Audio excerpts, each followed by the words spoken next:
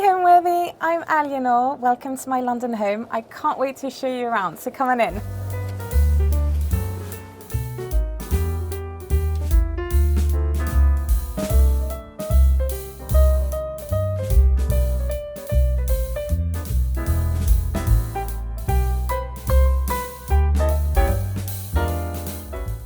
You're watching Homeworthy, where we believe every home has a story. Hello, I'm Aliénor Cros. I'm an interior designer specialising in colourful, maximalist, historicist interiors. I also have a YouTube channel called Artfully Crafted where I promote craftsmanship, and we are here in my home in London. Welcome. So this flat is actually a rental, which I know surprises most people because, hello. But we've been living here for about 3 years, and I guess something that really attracted me to this flat, which I think might surprise most people, is that it's kind of like small, quirky spaces. I grew up in a garret flat in Paris, and so I think those unusual spaces is kind of what I yearn for. So yeah, hence a triangular study.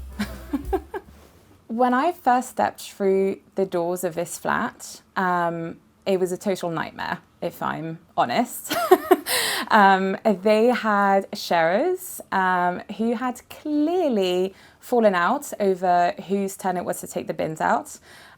So there were literally bins piled up in the middle of a room, and it was a heat wave, so there was like flies swarming around. It was just quite frankly disgusting. And it was, your usual renters, magnolia, the dark grey carpets. But I guess what really attracted me to it is, lovely sort of features like this fireplace.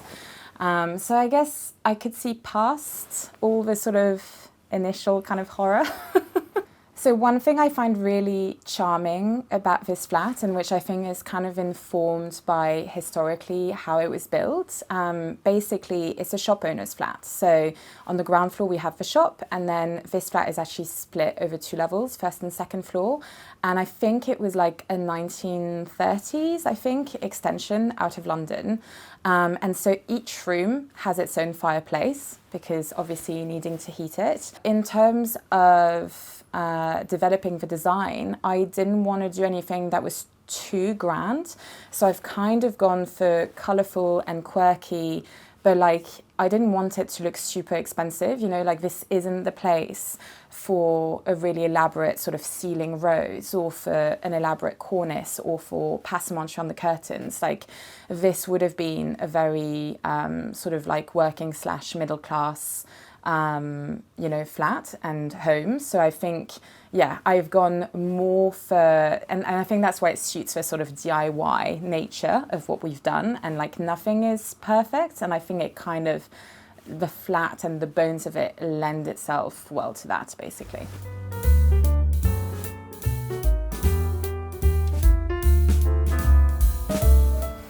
So this is my living room. I would say this is kind of the backdrop that is most well known to people, because this is why I film all the intros and conclusions for my own YouTube channel. So there are a lot of DIYs in this space, which might not really be obvious, but if you look at the proportions of these bookshelves, you might recognize the IKEA Billy bookcases. As you can see, they've been extensively DIY'd. We actually got a Cool & Son roll of wallpaper, and that wallpaper has then been used for the back of it and has then informed the whole scheme in the room. So picking out the yellows, the greens, the reds, the blues, kind of really leaning into those primary colours. And so that's a pretty big feature, I guess. Well, and a naked lady. I think you can't really avoid that. You'll also notice that I have a problem, and it's called collecting ceramics. Once you start, you can't really stop. So these George Bronwyn pots, I think I bought those back in 2020 when he was first starting out. And when I look at the prices now versus what I paid for them, it was a total steal. So I'm pretty proud of those. But yeah, lots of pieces. I tend to like really sort of like follow someone on Instagram for quite a long time, or be like looking at their work in a gallery setting, etc., and be thinking about it for a long time before I purchase something. So I'm kind of your nightmare customer where I'll be thinking about it for like a year, because I like to get to know people's work and like the whole of their portfolio. So yeah, that's how I've sort of built my ceramic collection, one piece at a time. And going back to this idea of picking out colours and then reiterating them again and again, this is a lampshade by Cressida Bell. And I actually asked her to change some of the colours. This is all hand painted. And I basically sent her the colours of like my sofa, the armchairs, and then you can see the green here that we've got on the outside of the bookshelves. And I was like, what can you incorporate so that even this lampshade fits the rest of the room? So it's a lot of, just a lot of browsing, a lot of trying to think what's going to work in this space. This is one of my husband's clever DIYs. He found this in a this table in a derelict garage? I never know. It's one of these things, being French, I'm like, is it a garage or is it a garage? No one can ever enlighten me on this.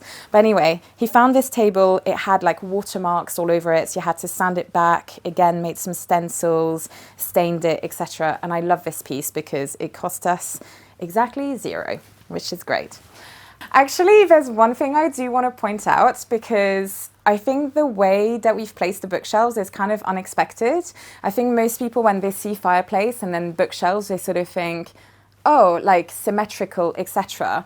But actually, the space either side of a fireplace isn't the same size. So we could have gone for, let's try and like lean into this, like, you know, filling in, having the bookshelves and it be as symmetrical as possible. But actually, like, that would have highlighted the fact that the space was asymmetrical. So instead, I went for this like weird arrangement. And of course, it means there's some dead space behind there. But it was actually, well, we've got this quirky feature and this quirky space. So let's actually lean into it.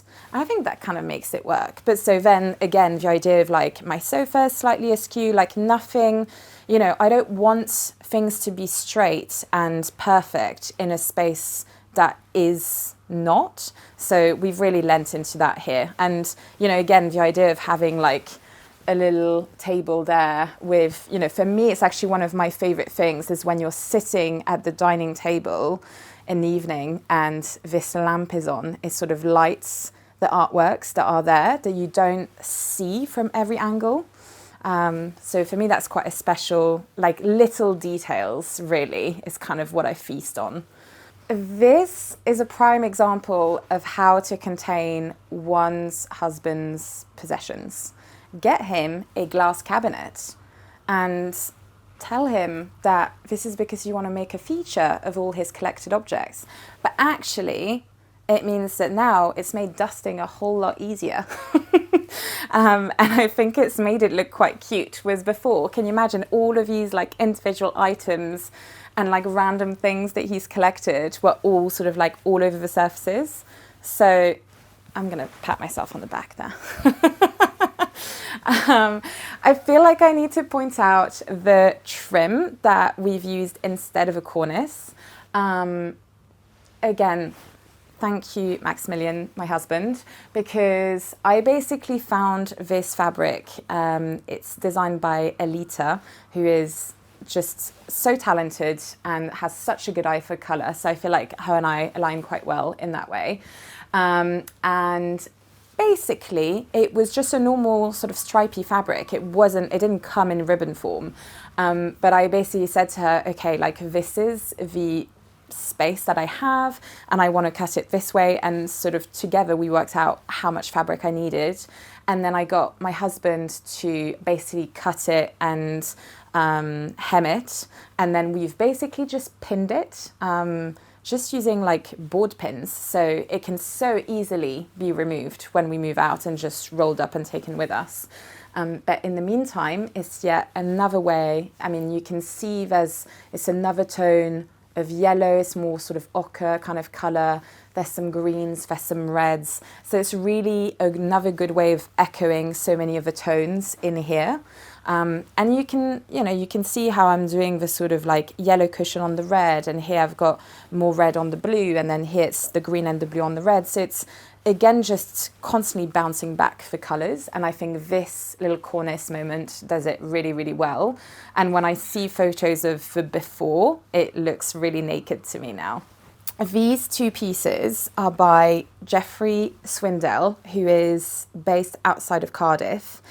And basically we were there for a weekend away, and we visited the museum in Cardiff. Can't remember the exact name, I think it's National Museum Cardiff or something like that.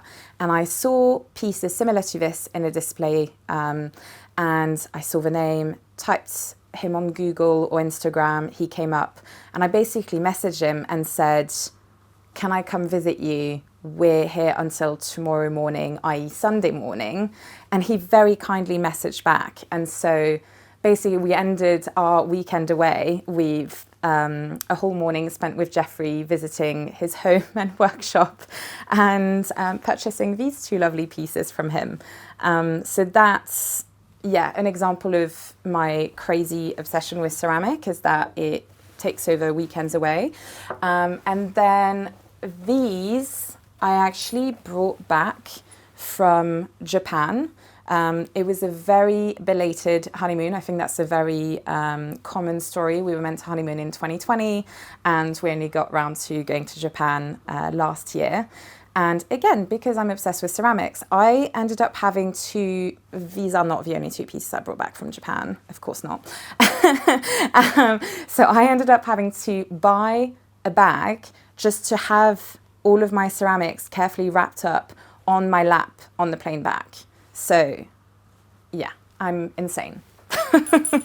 I think I owe a massive debt of gratitude to my husband. Bless him. He has been so patient with doing all of this, because basically I think it's fair to say it's all my ideas, but he's pretty much executed all of it. So yeah, he's an angel. But so anything that you see that is, painted on the walls, that was him. I picked out the colours, and then the cornicing, for example, that was all stenciled. So I basically drew what I wanted and kind of showed him photos of similar examples online. And then he went away and basically digitalized the drawing, and then printed a stencil out of it, and then actually painted it. Okay, I will take credit for this fireplace. It was actually boarded up and totally white. And I think it's really, really fun, actually, what I've done here. It's not, it's not very professional or anything, but just in terms of adding a lot of oomph to the room. This is actually all paper tape that I've sort of cut and painted and then just stuck on. So basically when we leave, we can just rip that off, and the white is still there underneath. So it's all a pretty renter-friendly way of adding a lot of personality to what would otherwise be quite a blank space. But basically that sort of approach of adding a lot of a DIY, that's just throughout the house.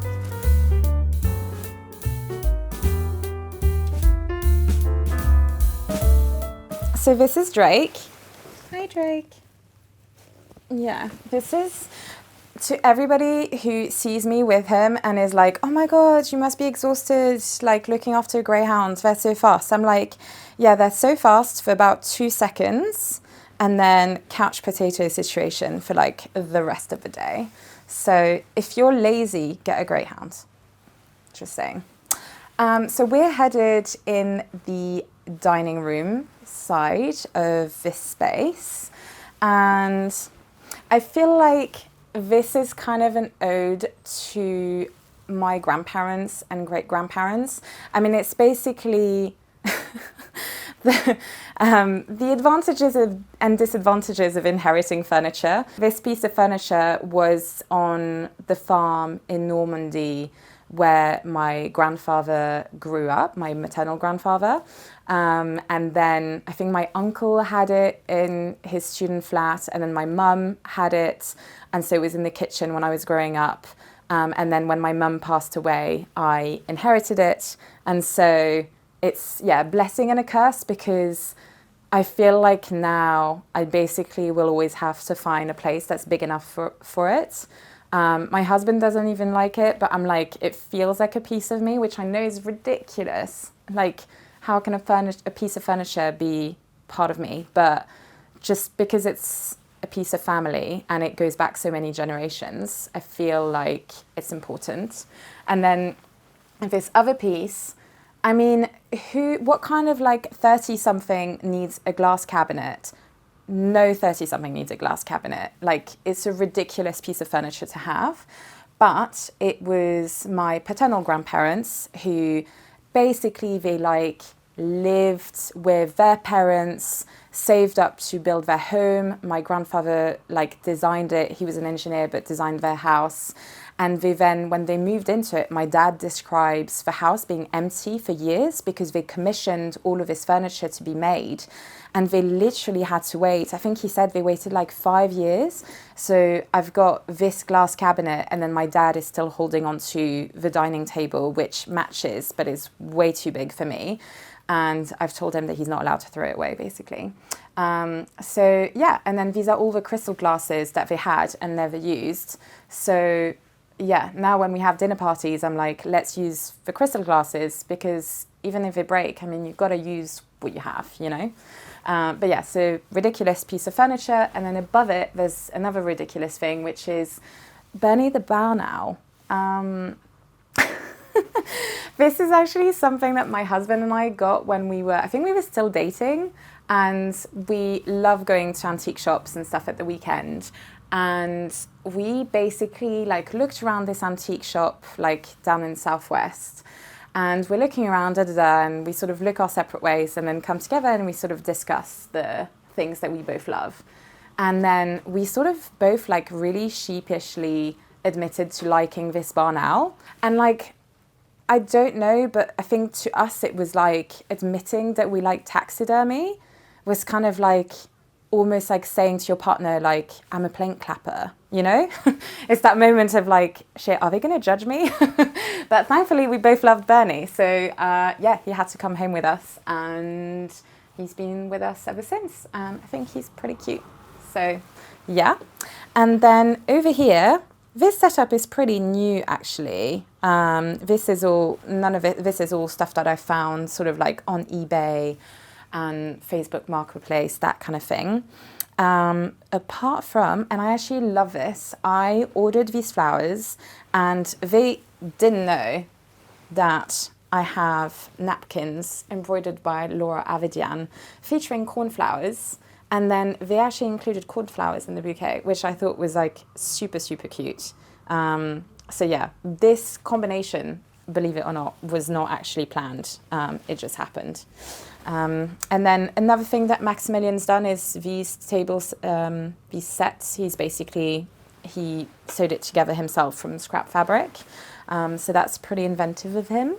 And then oh gosh, I feel like this stenciling, basically it's the detail from the fireplace. I was like, how do we connect those two spaces? So the little carved detail on the fireplace, I painted in green, and then I said to Max, let's actually make a stencil out of it, and then we can do it as a little frieze, as a sort of like dado rail, but just painted on. And then I feel like it kind of anchors this sort of wall space with, you know, the sort of art, because otherwise without it, it kind of felt like it was floating and it just really wasn't working. So yeah, a little like art feature wall. And then once all of that was into place, it kind of felt like, well, again, going back to being in a rental, you know, we have this horrid dark grey carpet, and I was like, we just need to hide it. Like, it absolutely needs to not be visible. And I found this company online that had all of these great designs, but I didn't love the color combinations. So I basically did a drawing where I changed up the colours, and I said to them, I emailed them and said, can you actually make it with this composition, so that again it sort of picks out the green and the yellow from the wall, but then with the blue it sort of like tones it down, so it's like tied together, but you can see I'm echoing the blue of the sofa.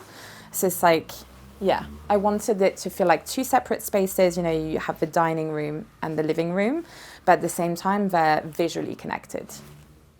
One thing that I find is that because most people seem to go for a very neutral palette when they're, decorating their home, they then do pops of colours through art. Whereas because I have so much colour already, I actually find that plasterworks work really well for this space, because then there's that contrast against the wall. So you'll notice here I've got a little like plaster plaques. This one in particular, I love. That was a gift from Jeffrey Preston, who is the most talented sculptor. I mean, it's insane what he can do. He does like entire murals, ceilings, etc. And yes, I feel pretty lucky to have a piece by him on the wall. But yeah, so I actually end up going for quite a lot of neutral in artwork as well, just because then it creates that contrast against the colourful walls. The thing I would love to say about my collecting art and ceramics is straight away people assume that I must have a lot of money and that I must be spending a lot. And actually, I think it's this little pink jug over here I loved but couldn't afford. And the gallerist actually told me, well, you don't have to be able to afford the whole thing right now. I can keep it, you can pay in installments, and then I'll send it to you when you finish paying it. And I didn't realize that that was a possibility. And so I'd never asked. And actually, that is how I have built my entire ceramic collection, is by asking people to save something for me, and then I can save up, or to ask to pay in installments. And I think that that's something people don't realize that you can do. But when I was speaking with that gallerist, they said, well, that's how I started collecting when I was your age. I didn't have the money, so I just approached people. And actually, I've been really pleasantly surprised by the response, because to begin with, I was sort of a little bit embarrassed. I thought, oh gosh, like I'm basically telling people I don't really have the money. What I wasn't expecting is that people are really touched that whatever they've made or curated, it's not just an impulse buy, that you've thought about it and you want it so much that you're willing to wait for it and pay it off in however long. And so there's actually a few pieces on here that I've paid off over the course of 6 months, maybe, which I think always surprises people. And so I may be spending like maybe 50 quid a month, which is still a lot of money, of course. But, it's not as much when you're sort of spreading it out, because in a way, like I'd rather see, okay, well, I'm going to say no to this restaurant meal, and actually I'd rather have that money going towards an art piece, which anyway, in London, 50 quid, that's quite a nice meal, but there you go. I think, well, it's kind of obvious, isn't it? I am totally a maximalist. I absolutely adore colour. Yeah, that's very much, I think, at the core of everything I do. I'm very colour-led. I love layering.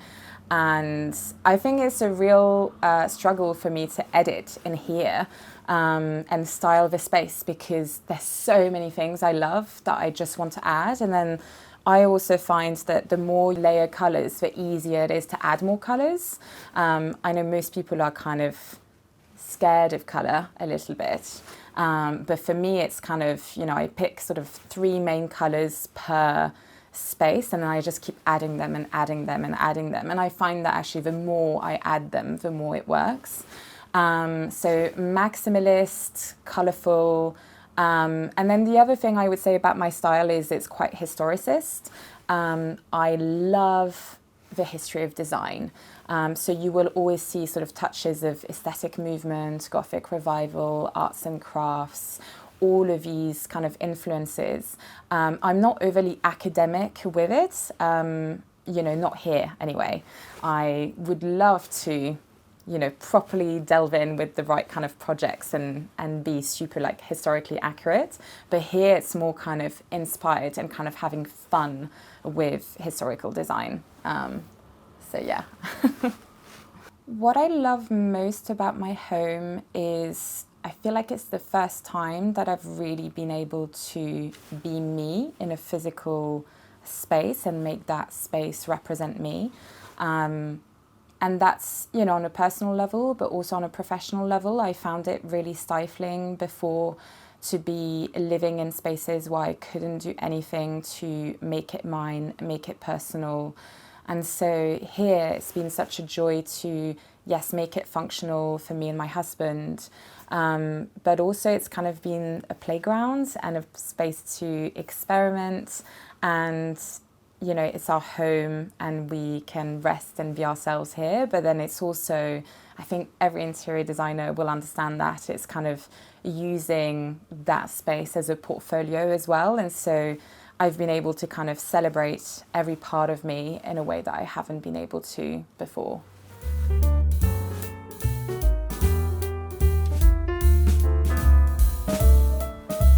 We are here in the kitchen.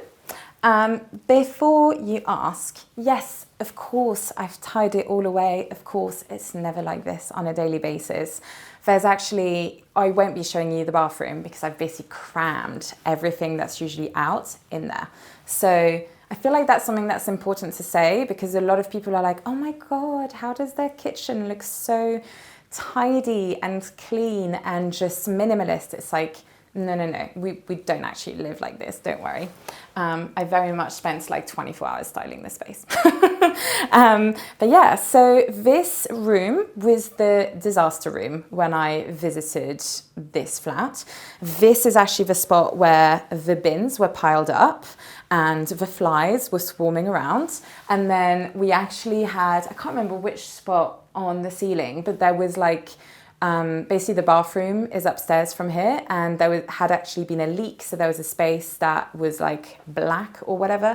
I mean, it was just total disaster, but it means that we've been able to be very creative in here. So behind me you've got the Gothic Revival mural, inspired by William Burgess, who is possibly one of my favorite, well, possibly my favorite designer, but definitely one of. And again, it's this idea of tying lots of colours together. So actually, I picked out the turquoise and the peach as the main colours for this kitchen. But then the red and the light green were colours that we had left over from other spaces. And so it was this idea of, okay, we've picked a colour scheme for here, but now let's bring in some little details from the other rooms. I really wanted this mural to sort of echo the chairs. So it was this idea of, okay, we've got these sort of like the Gothic quatrefoil and the Gothic arches in the back of the chair. Let's do something that's sort of, we don't want something that's like completely perfectly like it, because again, we want the space to feel kind of like it has life and it hasn't been too sort of made perfect. But we do have that sort of like similar language of Gothic Revival. So I really, really like this little corner. This is our sort of little breakfast nook. And then this is a total DIY. So it looks pretty good, I would say, from this side. But actually behind it, I'm not going to show you because it's all like open storage. For all of our kitchen, rice cookers and all the rest of it. But it is actually an IKEA wall-mounted cabinet where this should be the front and these should be the doors that open, but we've basically nailed them shut. And then this, we've got the other half on the other side, is meant to be like a shelving unit that we basically like cut in half to create the feet for this piece. So yeah, and then painted it blue, of course, to go with this. It's the same paint. Yeah, so it's very much sort of cobbled together. The faux marbling, again, definitely not the sort of like perfect finish that I would want to achieve for a client, But in this space, I think it really works. You can see there the texture of the tiles underneath. So when I came into this space, everything was painted magnolia, the whole thing. There wasn't really that sort of feature. It was all the color that is inside there. So I was like, okay, I basically like penciled that sort of outline. And then my father-in-law loves faux marble. He's sort of painted a faux marble feature in every single space that we've lived in. But then when he walked into here, I was like, okay, I want a fantasy marble and I want it with blue and peach. And he looked at me and he loves a very sort of traditional marble. And he was like, no, there's absolutely no way that's going to work. There's no way that's going to look good. And to be fair to him, he did it, you know, even though he didn't believe that it was going to work out. But then at the very end, he sort of stepped back looking at his work and he thought, not bad. So yeah, I'm pretty proud of that. This is the sort of unglammy side of the room. We've basically bought, I think it was like a B&Q cabinet fronts. And, you know, again, like don't look too closely basically, but I was like, we're in a rental, we're not going to pay to have like a whole kitchen redone. So we basically took off the old doors, which were just falling apart, and then painted these B&Q doors, which we've kept the original doors so that we can all replace it and take it with us when we leave. And then we got these little handles on Etsy to just make it a little bit nicer. So I think the kitchen is definitely a space where it's like, you know, don't look too closely, but as a sort of, you know, visual effect when you first walk in, it works quite well, I think. And then we actually, oh my God, do you remember that moment in Friends when Ross like loses it and he's like, moment in the staircase with the sofa and he's like, pivot, pivot. That was us with our old fridge. It didn't fit up the stairs. And I can't remember, I think it was like 11 p.m. at night on move-in day. And we were losing it. I think I was like above the fridge and my husband was below the fridge, like pushing, and I was shouting, pivot, pivot. And then eventually we had to come to our senses and realize, no, the fridge is just simply not going to fit. And it was like one of these like tall fridges. So we sold it, and then with the proceeds, we bought this cute little retro Amica fridge, which to be fair, allowed me a pop of colour. So I think it's, luckily for me, turned out for the best. Rugs are so difficult. I think every interior designer will tell you, like, you need to start with the rugs.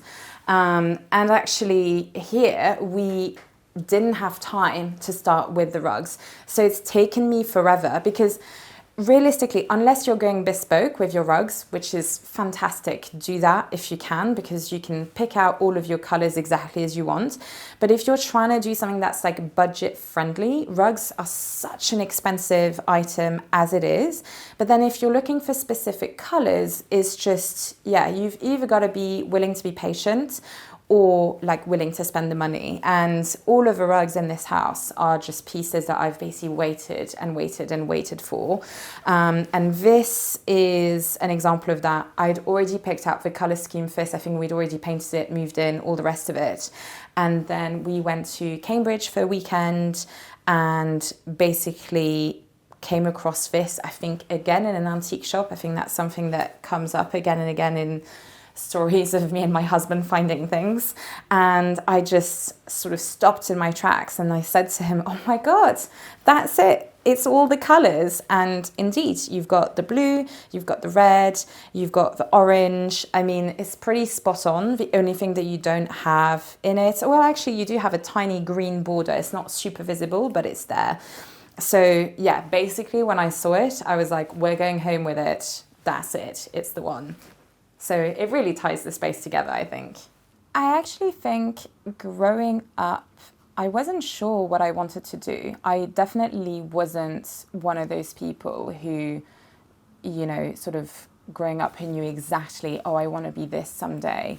I knew what I loved. I knew I loved art. And I was dissuaded from pursuing that at university. Something I still it's taken me a while to kind of undo that, I guess. And so my early career maybe doesn't align as well with who I am, but I found a way to like segue back to who I truly am. And that was when I first worked at the World of Interiors, and I was studying for part-time masters in the evening in history of art. And that was the first time when it sort of felt right. And so ever since then, that gut feeling of being like you're in the right place, that's kind of led me, and I've kind of followed that again and again. And so now I'm in a space where, I've worked in a role supporting other people being creative. And I think I've realized just how tough it is to be a craftsperson. I've always been very passionate about decorative arts. I think for me, it's aligning the visual impact, but also the technique. I really, really love that about craftsmanship within the decorative arts, is seeing the technical ability of people and how that translates visually. And so I always wanted to do something that would enable me to promote, support, and enable crafts. And now I feel like I found the perfect way of doing that, which is through my work as an interior designer. I get to educate clients about the possibilities. I get to commission craftspeople, and through project managing, sort of take away the stress for them of making things happen. And then through my channel, Artfully Crafted, I get to go into people's studio and help tell their story, showcase their work. And also with my interior designer hat on, I get to learn more about the possibilities within crafts, which I can then bring back into my work as an interior designer. So I think it's the first time where I feel like every day I wake up and I have a real sense of like purpose and meaning. I know why I'm doing what I'm doing, and that feels pretty powerful.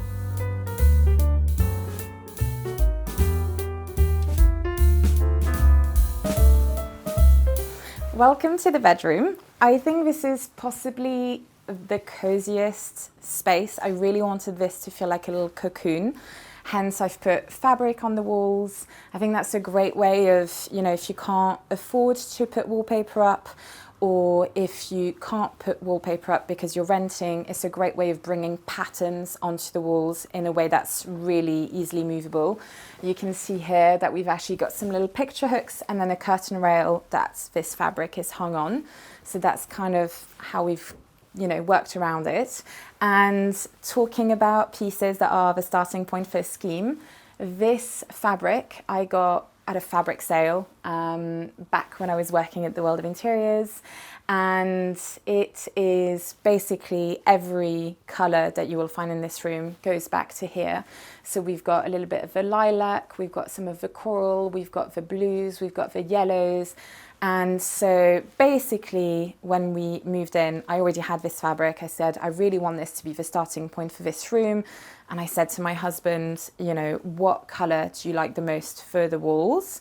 And he really surprised me. He said, I love the lilac. Great. So we went for it.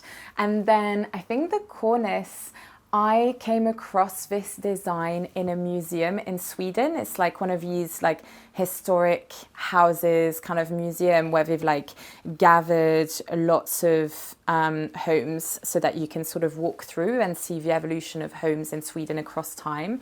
And I walked into one of those houses and I saw it was the same frieze as this, but in a different colorway.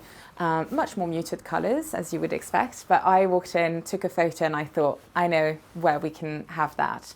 And so, again, it's a case of Max sort of mocked up for me, like different scales, and we sort of hung it up on the wall to have a look, and then settled on this sort of like height and spacing. And so then it was, okay, like what's going to be a nice, like contrasting colour with the lilac? And then going back to this fabric to make sure that it was going to, work really well within the room. And then same thing with the bedding. Really, it's you know, I think this is La Redoute, like it's nothing special, but it's going for lots of small patterns so that it gives you more opportunities for colours. And so here we've gone for yellow, and then I think I've got like the other sets that I have is sort of like blues and sort of more soft pinks. So again, you know, whenever we change the bedding, it's always going to go because it ties back to this fabric here. And then I love this little moment there. This is another Alita fabric. This is another DIY moment for us. We just got some lampshades from IKEA, and then we covered them in fabric from Alita. And again, it's this idea of, okay, well, now we've got the blue as the prominent color in that pattern with the touches of yellow. And so it's kind of reversing what we have here. The bed, that was our first kind of big purchase. We got it on sellingantiques.co.uk or something like that. I mean, it's just like such a great browsing space for antiques. And I think if you don't know where to start with antiques, just browsing on there and sort of educating your eye is such a great thing. And you really find bargains because they have antique dealers from like all over the country. So you get access to regional dealers in a way that you might not have if you're in a big city. And yeah, so this is Victorian, and it's quite nice because I think it's that moment where like things are still sort of carved by hand. So there's like not all of the carving is like perfectly symmetrical or like really even. I think there's like some of the leaves are kind of like different from one side to the other. But yeah, for me, this is total sort of like cocoon nesting kind of moment. You can see again, I mean, it's just totally, you know, once you see it, you can't unsee it. I'm just repeating the same colors, you know, even in the artwork, I'm like, okay, what's got some lilac, what's got some green, what's got some reds, what's got some teal, yellows. It's all just playing on that and repeating it lots. Again, antiques, I think this is something that my father-in-law either found or had or whatever it was. So gave it to my husband. So this is just coming with us wherever we go. And this poster was from the first exhibition that we ever went to together. And then, these little antique bedside tables, that's another sort of ridiculous story where we basically had to like get them wrapped, and then each one of us had like one under our arm, like getting on the tube in London. So yeah, we were quite pleased to get these home. And then another bit of fabric here, again, just reversing that idea of now we've got the sort of more pinky background, you've got the red outlines, and then the blue on the leaves. So, I mean, it's just pretty easy, really. Well, it is for me anyway. That's the kind of coordinating that comes quite naturally for me. And then this is another, again, a family piece. This used to be my mum's, and I'm pretty ecstatic because it's a walnut chest of drawers, which are super expensive. So if you inherit anything that is walnut, keep it, do yourself a favor. These little pieces, we found those in Edinburgh, stumbled across a little gallery in Stockbridge and just really loved it. Again, it's one of those moments where my husband and I like separately spotted them, and then at the end we were sort of like, ooh, really like these. Do you like these? Yeah, actually I do.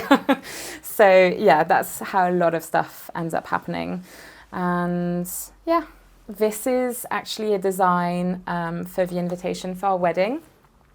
And you can see I've had sort of similar colour obsessions for a long time, and the sort of like Celtic repeats, that is something that we wanted to incorporate in the invitation because we met at a ceilidh, and so then of course we had a ceilidh at our wedding, so it felt like we were sort of setting the theme and the intention from the get-go. And so that was, I think my husband did the pattern and I did the colour curation for this. So yeah, we definitely have been sort of, designing together for a long time, basically. This piece is quite special because Max made it for me for my birthday, And he would come home before me and then have sort of half an hour or so before I came home. And so he'd be sewing it together, etc., cutting the pattern and all of this. And then as soon as I got home, it was like he'd had to like squirrel it away. And then, yeah, on my birthday a few years ago, he surprised me with it. And he made it all with scrap fabrics. So actually, in terms of cost, it was quite low. But obviously, in terms of time, it was a real labour of love, which is, yeah, I'm very lucky.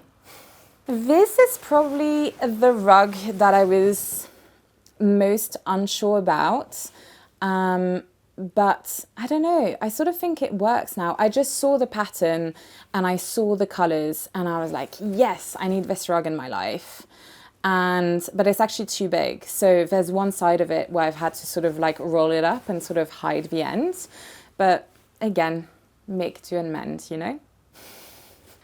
I think what makes a home really come alive is when people stop thinking about what other people are going to think and stop thinking, oh, if I move out, will the next person like what I've done?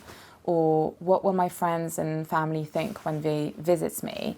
At the end of the day, your home impacts how you feel every single day. And, you know, when you come home from work or if you work at home, you know, your home is just a place where you can kind of regenerate and rest, and it needs to be the place where you're your happiest. And so I think for me, it's really sort of fearlessly leaning into your own tastes, no matter how weird or quirky it might be, because you're the one experiencing your space the most often. And so, yeah, design for yourself, not for others. My sort of guiding principle, I would say, with colour is, particularly if you don't know where to start, is pick one item that you absolutely love, that you maybe already have, and hopefully something that has quite a lot of colour in it already. And then it could be, you know, a cushion, it could be a bit of fabric, it could be a rug, or even a painting, anything that you already own, and start with that. Because if you love that piece and the colours that are in it, you're basically then just going to scale this up to the entire room. So, you know, for example, here, I'm trying to think what I started with. I actually think I might have started with this painting. And you can see there's so many colours in it. And so in a way, I was just picking out my favourite colours, and I knew that it wouldn't matter, because if it looks good on the painting, it'll look good on the scale of the entire room. And so I've basically just, picked out some of my favourite colours, and then I just like echo them again and again and again, and just repeat them and have fun with it.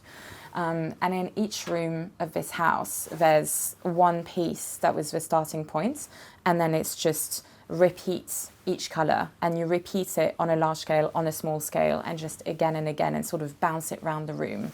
I think you can't go wrong, really, if you do that.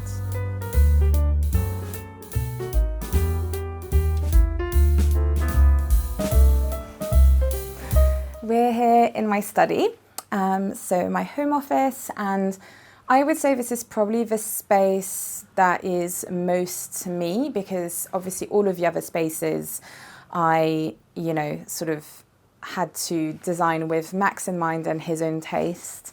Whereas with this space, there's no compromise necessary. So yeah, I've really, really lent into the Gothic, and you can see here this little Gothic Revival bureau desk that I got at auction. It's a beautiful Victorian ebonized piece, which I love, and it's totally impractical. It's super heavy and clunky, but it looks gorgeous. So there you go. And then I actually got it quite cheap, because it's got lots of little imperfections and things that, you know, if I was being a serious collector when it comes to antique pieces, it really sort of knocks the price down. But then obviously if you're wanting to sort of live with it and you don't mind too much, you know, I've got sort of like little knobs missing on some of the drawers and things like that, but I love a steal, so it doesn't bother me. And then you can see I've got a couple of sort of like mood boards where I put lots of inspiration, again, from places I visit. So this kind of moves around a fair amount. But again, I think you can see there's a definite colour palette there. Probably one of my favourite painters is Flora Roberts, who does very sort of naturalistic floral compositions. Absolutely love her work. So yeah, she's up on the wall. I think I've basically got her in every single one of the rooms that I've shown you, apart from the kitchen. So yeah, obsessed with her work. And then this is is it porphyry sort of style? But it's a painted lampshade, basically, by Malcolm Schoolar. So again, that idea of like faux and then doing it all for the visual impact is, sort of tricking the eye. So I love that. This is a chair that my dad gave me, that he had, and I said, it's a perfect colour scheme for my study, so I'll have it. And yes, it brings in a little bit of the French style. I think, this mantelpiece definitely this is my own DIY, so that was definitely a bit of a labour of love. And then here we've got another aesthetic movement piece, which I love this. I can't remember where I found it. I think it might have been like eBay or Facebook Marketplace or something. But yeah, it's all about knowing what you're looking for and then just pouncing on it when you find it at the right price. So yeah, pretty happy with this table.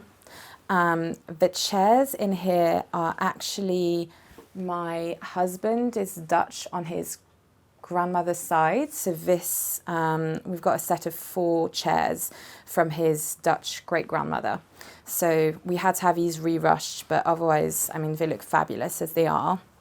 And I absolutely love this cushion by, there we go, Duncan Tattersall. I hope I'm pronouncing this properly.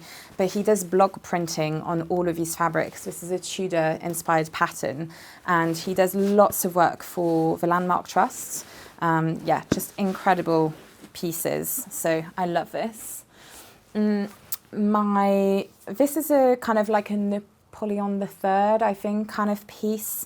So it's ebonized, the same as my bureau, but it's actually French rather than English. And that was a piece that my mum had that I grew up with.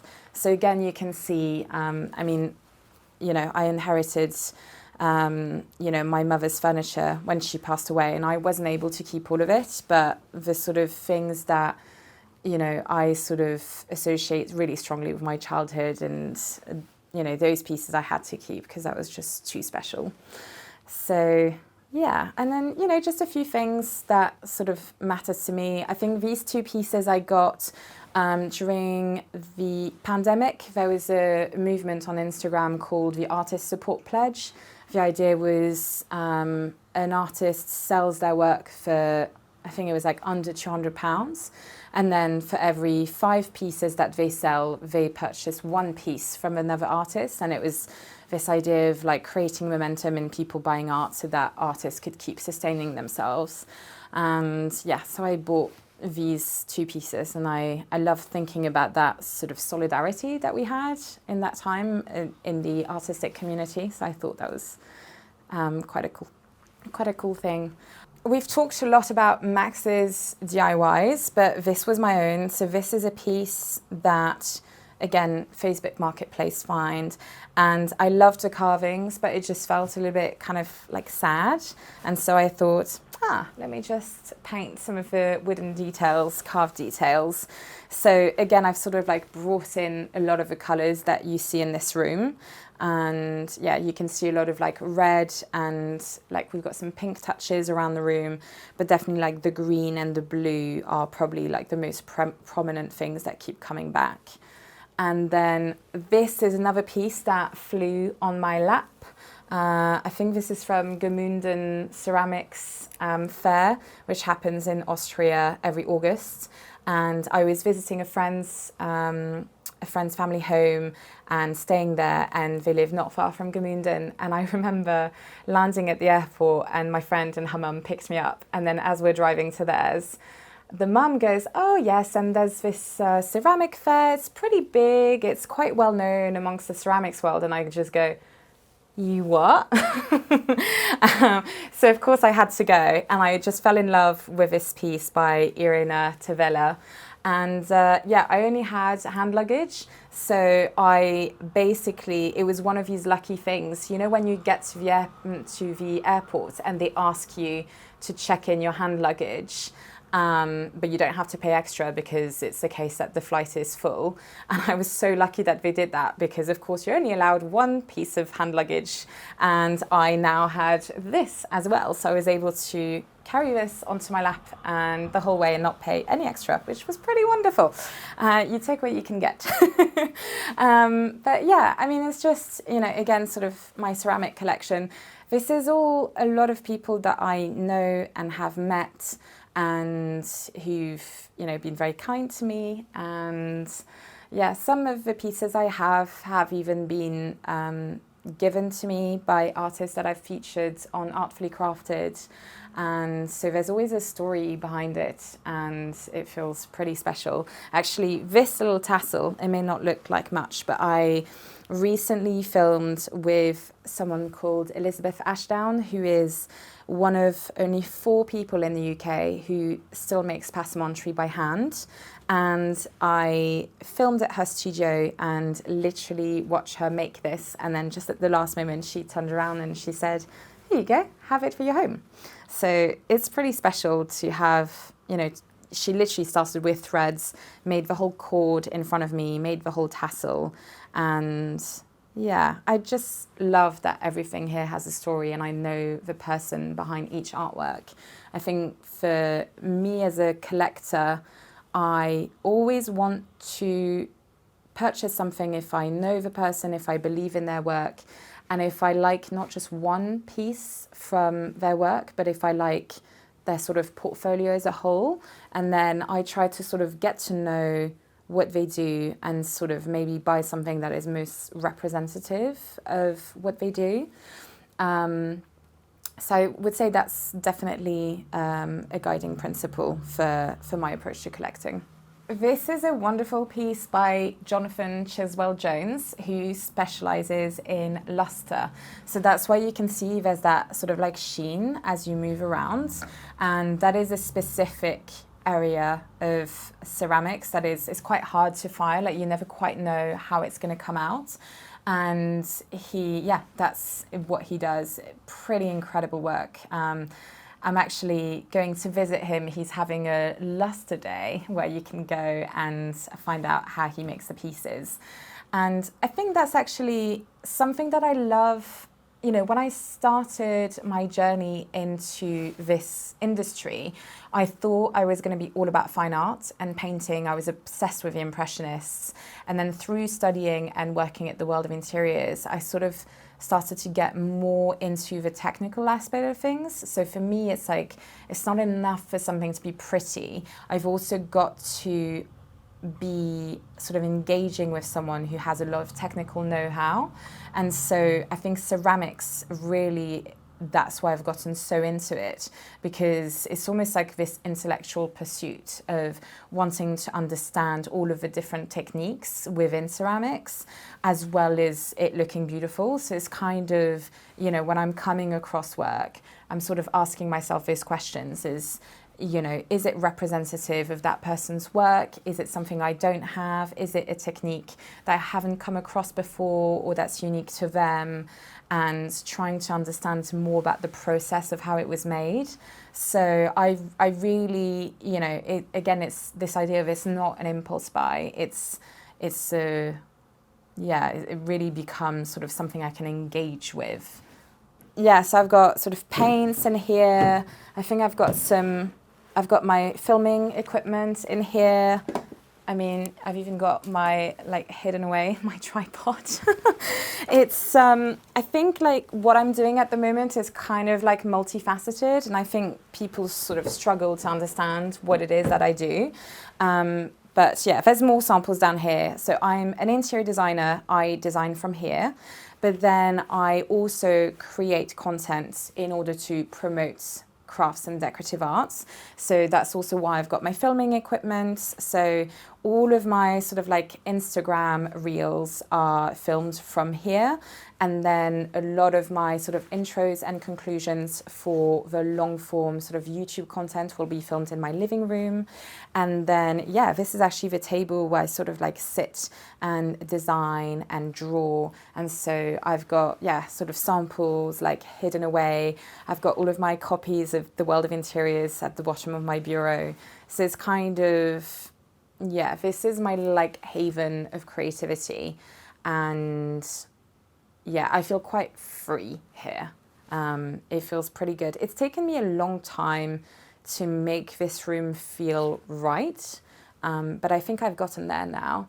And this is my little, this I do, it holds a special place. When my dad gave a speech at our wedding, he said, this is the quote that he ended with by René Char, who is a French writer.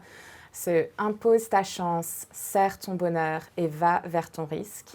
À te regarder, ils s'habillent. Which, when you translate it, is impose your luck, hold onto your happiness, and go towards your risk. By looking at you, they will get used to you. And so I think it was my dad's way of saying, because he's retired now, but he was an entrepreneur. And I think he's always seen that entrepreneurial spirit in me, but I needed to know what I was going to channel it towards.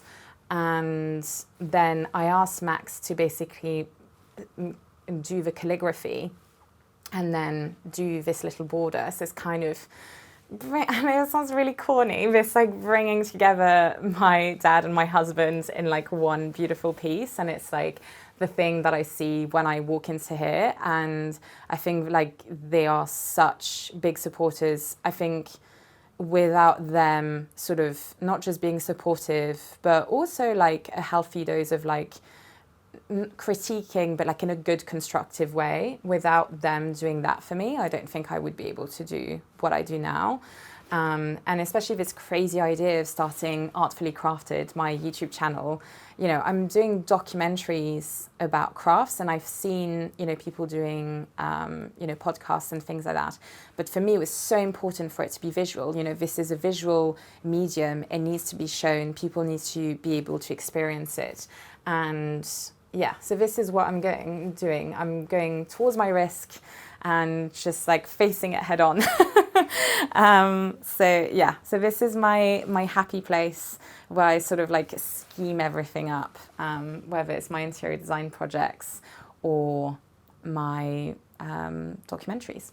Yeah.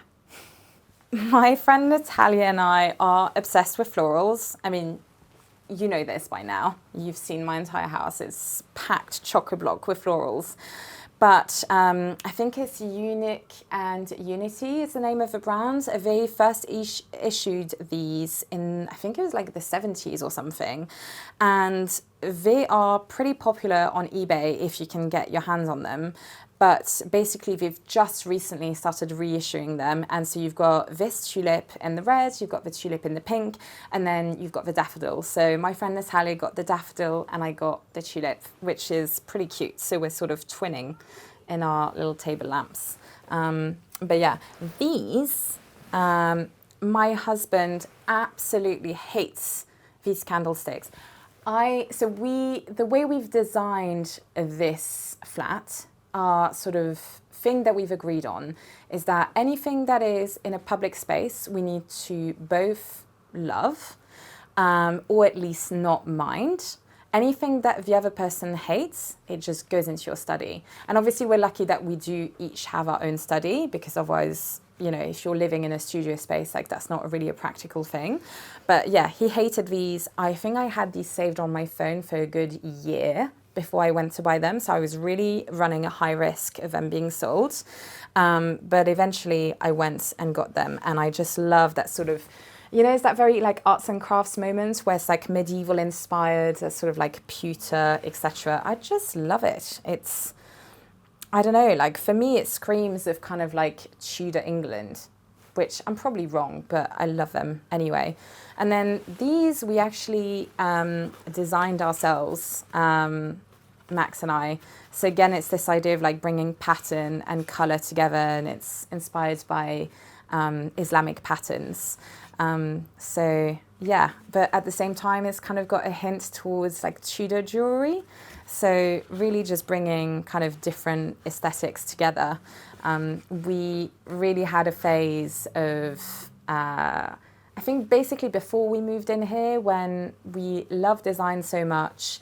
And so we started sort of, you know, after designing our wedding invitations, we realized that was a great way of us collaborating artistically. And so we started making these. But then when we moved on to here, to this flat, we then realized, oh, we don't have to just contain ourselves to stationery. We can do it on a whole scale. So, yeah. I used to think, you know, before all of this and before I started really decorating, you know, in my early 20s when I was sort of moving from flat to flat in London and I never really had the chance to decorate, I used to see home as being just the space where you leave your passport, basically. I know that sounds horrific. But yeah, that was, for me, was like, yeah, okay, it's just the space where you feel safe to leave your belongings.